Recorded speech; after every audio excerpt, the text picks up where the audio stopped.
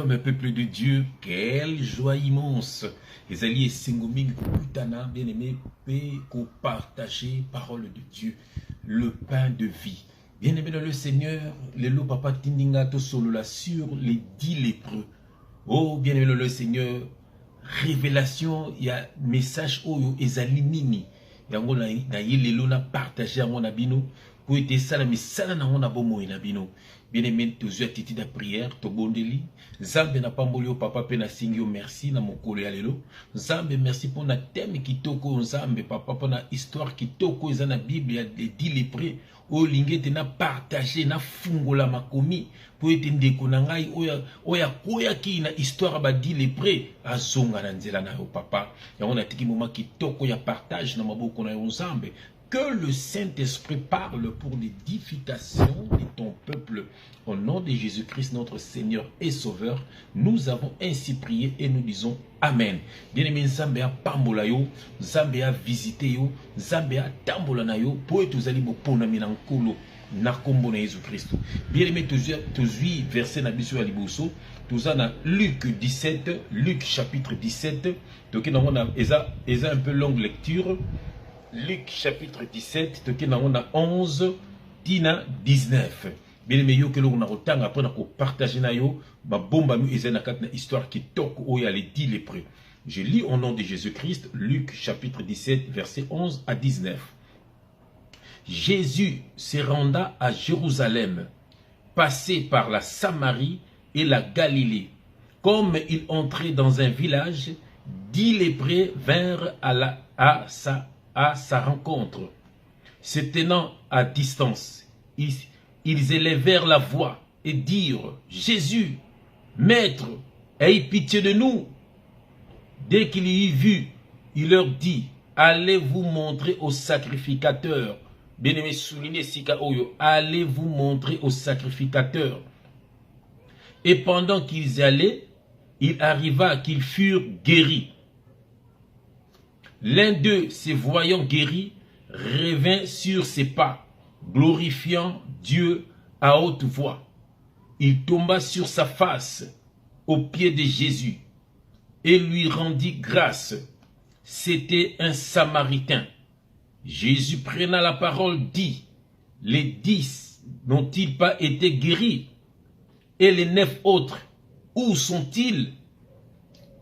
Ne s'est-il trouvé que cet étranger pour revenir et donner gloire à Dieu? Puis il dit, lève-toi, va, ta foi t'a sauvé. Oh bien-aimé, yoka message qui toko, yoka histoire qui toko, kozongoka charnellement te, kotengoka bitangela te. Bien-aimé, Bible ezali arlekete, Bible ezali journal limate. Bible ezali pari match te. Bien-aimé, Bible ezali maloba na nzambe, ezali pe makomi te, ezali oyo batami na se ya makomi. Bien-aimé, totangi na histoire oyo tomoni ete tango Jésus-Christ ayaki, c'était encore la loi, mais ayaki kolongola batu na kati na loi yango lobaki na ikulusu tout est accompli. Bien-aimé, mission ya Jésus-Christ zalaki batu ba landaka kaka ye, batu ba longwa na ba organisation d'homme. Yango moni awa bien-aimé, Bible na so tanga zo tambola akutani na 10 lépreux. 10 lépreux batu bazaki na maladie ya maba. Bien-aimé, les 10 lépreux là ba beleli Jésus-Christ. Oh bien-aimé, yoka histoire kitoko. Ba beleli Yesu Christou. Yesu abikisa bango, ayez pitié de nous. Bien-aimé, Yesu albina bango, bokende komona ba sacrificateur. Bien-aimé, telle est la révélation zali. Parce que à l'époque, ezalaki nde ba sacrificateur, nde bazalaki na musala na nzambe.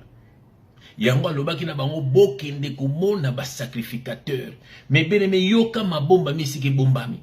Kaka na nzela bazotambola, bakomi ate pa ba sacrificateur te, mais babiki. Oh alléluia. Oh nzamba za bien. Bien-aimé, yoka mystère ya nzambe.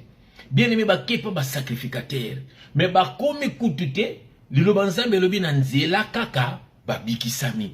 Seke la kisinini. Yesu zo la kisake tawana esili. Soki kako ndimelie ndo bikisami. Bien-aimé, eza so na maboko mutu te, eza so kende pa ya tata mbikudi te, eza so kende komona soki nani te. Bien-aimé, eza kaka Yesu. Soko yambi Yesu na bomoi na yo.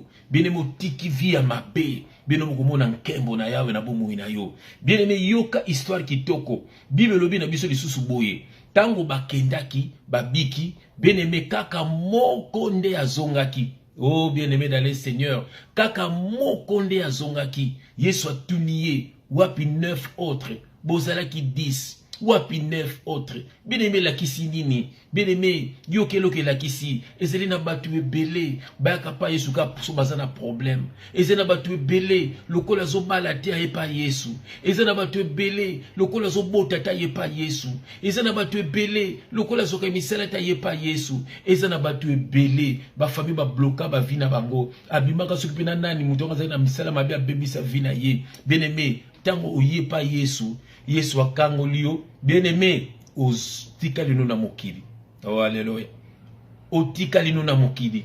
Mais bien-aimé, le banzambe lobi, moko kaka zongaki. Yango lelo na eko ibisa yo, zala moko wana bien-aimé. Vanda na Yesu, libana na Yesu nde kufa. Bien-aimé mingi baya bonzambe, baguta gu celeste. Lelo bazonga na bango na mokili, lelo bazongela banganda, lelo bazongela milangwa, lelo bazongela via masumu. Bien-aimé soki liwe kutu bonke ni lifelo. Bien-aimé na le Seigneur, kaka moko nde azongela ki Yesu. Bien-aimé moko anezala yo na ngai. Oh bien-aimé, Yesu alongola biso na kindumba, alongola biso na ba via milangwa, alongola biso na via distraction. Bien-aimé, esengo nini ya kozongela su mokili ya salite wana, kozongela su bana na satana, bato babemaka biso kana ba distraction, bato balinga tokenaka baboati, bato bimaka kaka na basi mibali. Bien-aimé, camarade na yo oyo ndeko mwasi alinga kaka bokende linga mibali, yo pe ndeko nanga mobali kamando alingaka bokende bimaka na basi. Bien-aimé, aza mwana nzambe te.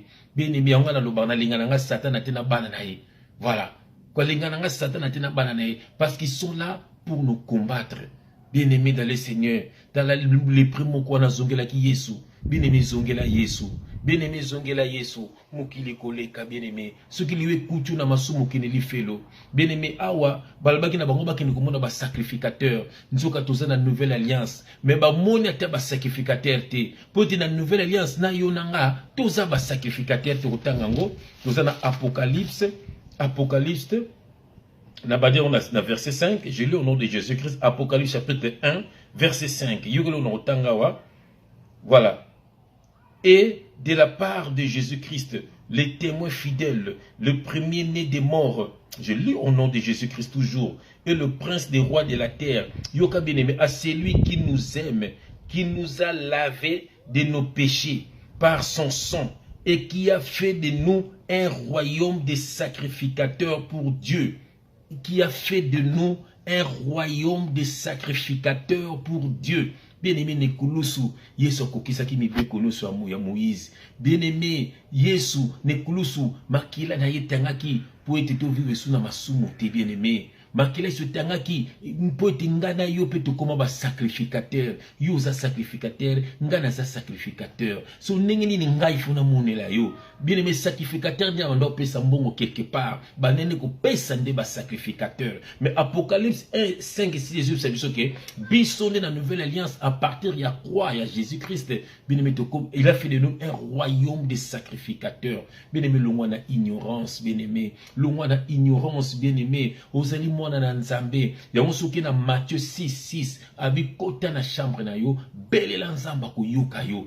Omoni, ozaso na besoin mutute. Mais na temps à Moïse, il fallait que au monde ait un sacrificateur. Mais dans temps oyo, mini Yesu atini bokende ko mona ba sacrificateur, mais nanzela kaka ba biki saba mona ko ba sacrificateur. Et la kisinini, elle dit que yende Yesu. Bien Bible lobi ke moko ya bali le prix azonga na nzelo ayaki po akutana na Yesu. Bien-aimé, c'est lui qui est le chemin. Voici la révélation. Nzela on est là que c'est Jésus-Christ qui est le chemin.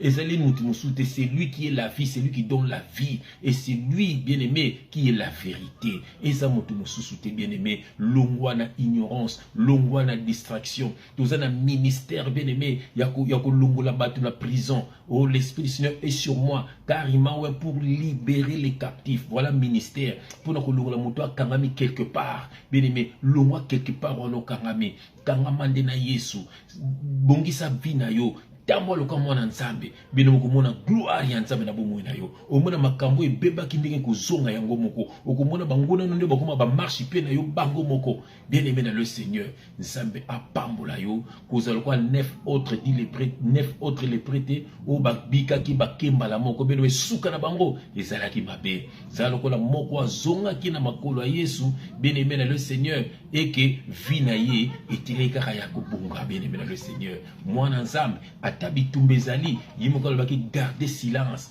car l'Éternel combattra pour vous. À tout le monde, le lolo kumoke kangami, obitumba quelque part, ou le lakate, nzambe pas même à gauche, il faut kangane na droite. Moi nzambe, allez lakate, moi nzambe, à tel nzambe, nzambe a pamola yo, nzambe a visité yo, zala les prémons kwana, ou ya zongi na makola Yesu.